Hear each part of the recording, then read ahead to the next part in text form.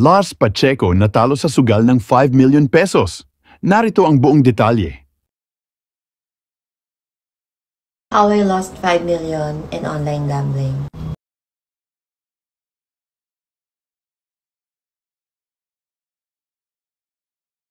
Ibinahagi ni Lars Pacheco sa kanyang social media ang naging karanasan nito ng malulong sa sugal. Matinding revelasyon ang inamin ni Lars sa kanyang mga fans. Ayon kay Lars, ay nalulong umano siya sa online sabong maging sa online scatter. Hindi niya namalayan na natatalo na siya ng mahigit 5 million pesos. How I lost 5 million in online gambling. So kung gusto niyong malaman kung paano ako natalo ng halos 5 million just because of online sugal, watch till the end of this video. Well, I'm super duper afraid to create this video but baka maging help. So it started in 2021. Online sabong in a money app. So I have no idea kung paano siya laruin. So nakikinood ako dun sa mga kasama ko sa bahay. Hanggang sa sinubukan ko na siya. At dahil nga wala akong alam, namimili lang ako ng color blue or color red. So meron or wala. So kung yung feeling kong lucky color yun lang kasi wala talaga akong alam sa mga manok. So habang tumatagal, feeling ko nagiging expert na ako. So kung dati ang tinitingnan ko lang yung color blue and red, ngayon tinitingnan ko na kung sino yung mabilis yung paa, sino yung mahaba yung paa, sino yung maliksi kapag pinapagtuka sila. So to cut the long story short, naging addict ako sa sabong. So ilang buwan ko rin siyang ginagawa and then halos umabot ng 600k yung talo ko. And then after no, nagkaroon ng issue yung mga sabongeros. So tinanggal dun sa money app yung online sabong. So, I was very thankful kasi no choice kundi stop kasi wala na eh. So, sabi ko, oh my God, Lord, you saved me. Kasi tinanggal na siya kasi ang laki na natatalo ko, 600,000 almost. So, kahit di pa ako nakakabawi ng 600k, okay lang kasi natanggal na siya. And imagine you have the sabungan at the tip of your fingers kasi nasa online app lang siya. So, matagal na wala yung online sugal sa mga money app natin hanggang sa one day, meron akong isang friend na nag-message sa akin, nanghihingi siya ng 500. Take note ha, hindi hiram, hingi. Sabi niya, sendan mo naman ako sa Gcash ng 500. Sabi ko, aanhin mo. Sabi niya, pangpahiyang lang kasi magbibingo ako. Sabi niya, pangpahiyang daw kasi nanalo daw siya kahapon. Tapos ngayon daw parang natalo siya. So, babawiin daw niya yung napanalunan niyang 30k. And sabi niya pa sa akin, try mo din mag-cash in ka kahit 200 lang. Not knowing na bago niya pa i-introduce sa akin yung bingo, nagsusugal na ako ng sabong. So, walang nakakaalam that I gamble, but I gamble a lot, malala as in. So, yun nga, na-provoke ako ng friend ko na mag-cash in. So, I cashed in 20,000. And then, bumili ako ng card na tigpa 500 and in-all-in ko yun. So, nanalo ako ng 76,000. So, beginner's luck kumbaga sa pagbabalik sa sugal. And doon na nag-start yung pinakamadilim na journey sa buhay ko. So, yung una kong talo sa sabong na almost 600k, naging 1M siya, kakabingo ko. Hanggang sa syempre ako optimistic, umiral yung pagiging optimistic ko. Sabi ko, baka hindi ako pang bingo. So, lumipat ako ng slot. And alam nyo ba, in just a span of 2 months, natalo ako ng almost 2 million. So, ito yung time na may pageant ako, papunta akong Thailand and mag-isa ako sa condo. So, di ako makafocus sa training kasi ang gusto ko lang talaga, pumindot ng pumindot, as in. So, di ako nanalo sa Thailand, tapos talo pa ako sa sugal. So, optimistic ako again. Sabi ko baka yung mga natitirang pera ko pang sugal ko lang. So, ang ginawa ko, bumili ako ng house and lot dito sa Zambales for my ate. And then, bumili ako ng lot dun sa pinagtayuan ko ng kubo. And bumili rin ako ng isa pang lot na riverside na gagawin kong resort. So, after investing dun sa mga bagay na yun, parang nahanap ko yung peace ko. Naging tahimik ako, hindi na ako nagagamble for 6 months, I think. Hanggang sa na-meet ko na naman yung isa pang kalaban. Yun yung tinatawag nating trigger. So yun nga, almost parang 6 months ako hindi nagsusugal. Hanggang sa nagkainuman kami magkakaibigan. And then napagkwentuhan lang about, yun nga, online scatter, ganyan.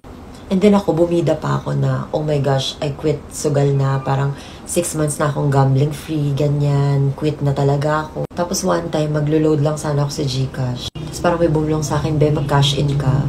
So nag-cash in agad ako ng 20,000. After that, nanalo ako ng 40k kay Papa Zeus. So sabi ko, okay, favorite na kita Papa Zeus. And first time lang din yata nangyari sa gambling life ko na nag-control ako. So after ko makuha yung 40k, nag-stop na ako. So again, umiral yung pagiging optimistic ko na naman. Sabi ko, okay, nanalo ko kahapon ng 40k. Ayan na yung goal ko. Everyday, 40k lang. Kapag nanalo na ako ng 40k, tama na yun. So kinabukasan, nanalo ako ng 40k. Tapos kinabukasan, nanalo ulit ako. Doon na pumasok yung panibagong kalaban. Si Labis.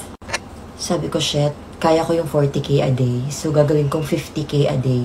So ang goal ko na is to beat yung self ko. Kasi nananalo ko ng 40k for 3 consecutive days. So sabi ko, okay, taasan natin. Kailangan 50k. So one time, yung puhunan kong 20k, wala pang 5 minutes, naubos agad siya. So nag-cash in ako ng 40k. Parang wala pang 10 minutes, naubos ulit. Hanggang sa nag-cash in ulit ako, tapos naubos ulit siya. So all in all, yung mga panalo ko nung mga nakaraan, na-cash in ko lang siya ulit. Kasi nga, labis yung kagustuhan mo na manalo. Hanggang sa history repeats itself, kakabawi ng kakabawi, parang sobrang imposible ng makabawi. So kung sabi ko kay Papa Sus, favorite ko na siya, ngayon hate na hate ko siya. So sabi ko, okay, lipat tayo. Naging Baccarat Queen naman ako. And sabi ko, mas madali dito kasi dalawa lang yung pagpipilian, banker and player. Dito, mas naging seryoso yung lahat kasi yung gaming app, nakakonekta na siya sa bank account ko. So every time na QR code lang yung isiscan mo, makakash in na siya dun sa gaming app.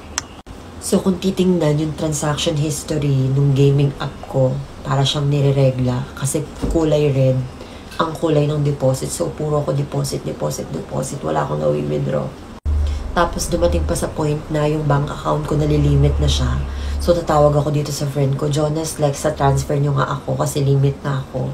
Since ako nga to, hindi nila ako nahihindian. Siguro nahiya sila na wag ganyan. So, ako naman, tinatransfer nila. And then, pag di na ako limit, itatransfer ba ako sa kanila. Tapos, dadagdagan ko na lang. Hanggang sa naging ganun yung routine namin, magpapatransfer ako, tapos magdadagdag na lang ako. Tapos, eto na yung part na nag-open ang eyes ko to stop na talaga. Dito ko na-realize na I've met evil in the form of gambling. Kasi, natuto akong magsinungaling. Like, sasabihin ko sa mga friend ko, limit na ako. Pero yung totoo, wala na talaga akong pang-cash in. Naging makapal yung mukha ko kung dati hindi ako marunong maningil ng mga may balance sa akin ng mga distributor. Ngayon minimessage ko na talaga sila tapos kinukuha ko na, naniningil ako. And ito yung worst kasi I know that evil is there. Mag-isa lang ako sa kwarto noon, sobrang dilim. Mag-isa lang ako habang hawak ko yung phone ko, nakaharap akong ganyan. And then I bet all my 100k in Baccarat. Nasabi ko talaga kay Jesus na tangina naman ba't ayaw mo pa kasing ibigay? And after that, I cried and I prayed. I prayed it all to God and I said sorry to God. Kasi sobrang naging selfish ko, sobrang naging yabang ko sa sarili ko na pinaniwala ko yung sarili ko na kaya kong ipanalo lahat. Hanggang sa ako mismo nalunod na ako sa sarili ko. Imagine, 2021 I started, wala pang mga social media influencer na nagpo-promote ng sugal, pero na-influensyahan ako with just sendan mo ako ng 500, pampahiyang lang. How much more ngayon na budgeted na and advertised na tong mga sugal na to. Ginawa ko tong video na to for a realization na tumigil ka na. Alam kong nahihirapan ka, alam kong nanghihinayang ka sa lahat ng mga napatalo mo. Tanggapin mo na hindi na kayang bawiin pa lahat ng yon. Oo, ikaw. Quit this gambling now. Quit this evil now. I just want you to know na hindi pa huli ang lahat para sa'yo. You know, for you to start over, mas importante yung pamilya mo, mas importante yung sarili mo. Dahil makakabawi ka ulit, makakabangon ka ulit kung titigil ka na ngayon. And you know now, I would admit that because of my impulsiveness and because of the bad decisions, I am struggling. Struggling in a way na meron akong mga dapat isettle na hindi ko nasisettle. I am in debt and I have debt. And ngayon ko na-feel yung mga consequences ng mga pagsusugal na ginawa ko before. Now, I'm in debt with my manufacturer. I'm in debt with my friend Lexa and Jonas. And why am I saying this? Simply because alam kong gaya ko, meron din sa inyo na nagkautang-utang na, nagkalubog-lubog na, nagkabaon-baon na dahil sa sugal. Pero mga gaya ko, kikilos, babangon. Yung mga nawala, sisikaping ibalik. Huwag kang mawala ng pag-asa kasi kaya mo pa. You know, hindi ko napigilang gumawa ng video kasi ang dami kong kilala na unti-unti na ding nalulunod. Pero ito na yung salbabida na magsasagip sa'yo at magpapaalala sa'yong tama na, tumigil ka na. Tumigil ka na para makapagsimula ka ulit. Salamat.